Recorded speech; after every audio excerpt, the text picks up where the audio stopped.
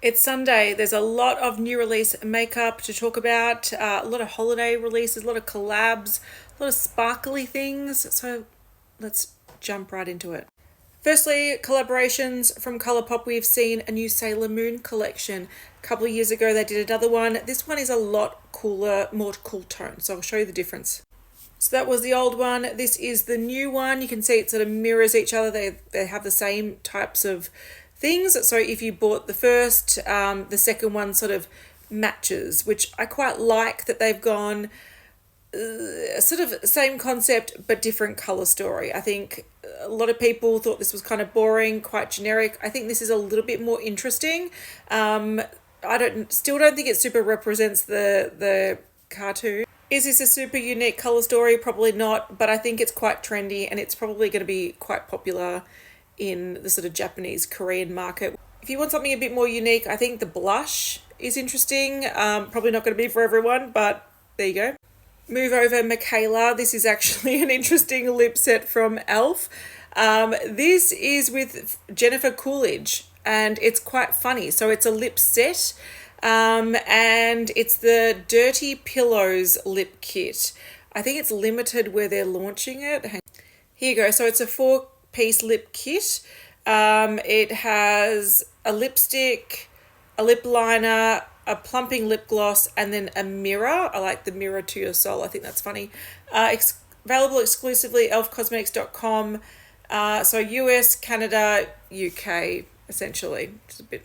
Look, I wouldn't buy it anyway, but I think it's a funny collaboration.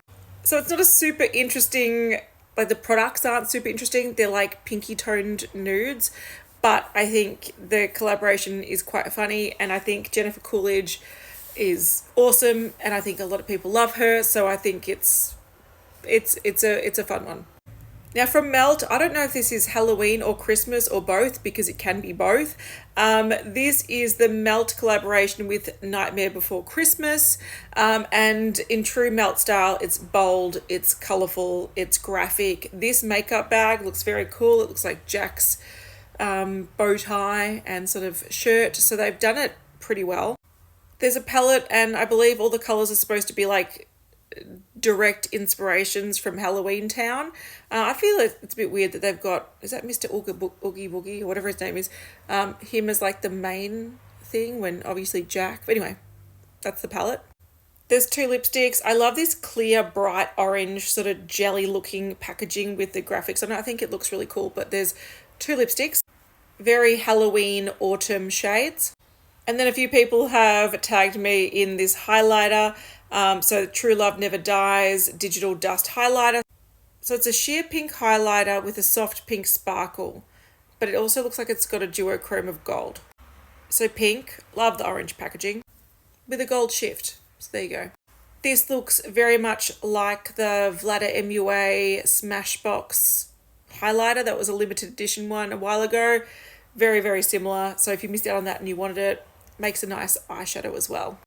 And swatches of the palette. I think it's fine. I just don't think I'd want to wear it, but it's fine. Last collaboration, Glamlite and Ghostface. So this is the killer, the bad person, the antagonist from Scream. A whole bunch of stuff here. There's a palette, very cool tone smoky, a red blush, kind of interesting. Let's quickly show it. Palette, very grey, very dark. Red blush, 2 lip kits, 1 nude, 1 bloody. Smoky nude, bloody. Eyeliner, liquid eyeliner. Silvery highlighter. It looks very grey here, but swatched it looks more like sparkly silver. I don't know, not for me, maybe for you.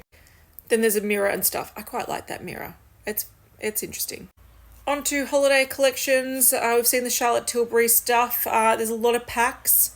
I quite like these packs because you can try minis of things without having to buy the full size. So like the liquid blushes, for example. But they do have a new palette that they're pushing. This is it. Beautyverse palette. It looks kind of fun. Half fun, half boring. And lots of packs. They're all available now on the Charlotte Tilbury website. I believe this is the Kat Von D holiday collection. It's quite different, but I guess they're trying to be relevant again. I don't know. I feel like their creativity has gone down the shitter since Kat Von D has left. There is a palette, there is a lip duo, and there is a eyeliner duo. One liquid eyeliner and one pencil eyeliner, both in black. And this is the eyeshadow palette. It's all sparkly. I feel like sparkly is in. So Urban Decay are doing those little mini sparkly palettes, which I'm buying the heck out of. Kat Von D are trying to do it as well. There's also a mini lipstick vault. Strange Garden Everlasting Hyper Light Liquid Lipstick Vault. That's expensive. Maybe it's not a mini. Maybe they're all full size. That's too much lip product, I'm going to say. You're never going to get through it. More sparkly stuff. So this is from Danessa Myricks, and I think this is a holiday palette. I'm not sure. I can't even read what the hell that says. Oh, luckily it's up the top. Lightwork Palette 5. It looks interesting. Sparkly. So this one launches on the 7th of October. Oh my God, what's happening? It says that it's got 7 light catching finishes in 18 mesmerizing shades for eyes, face, and lips. So another multi-purpose. So the Groundwork palette came out, which was all mattes and sort of cream putty textures. Now this is all shimmer. It looks interesting. I like this. Like, do I use red sparkly eyeshadow on a daily basis? No, I don't. I would use something bland like this.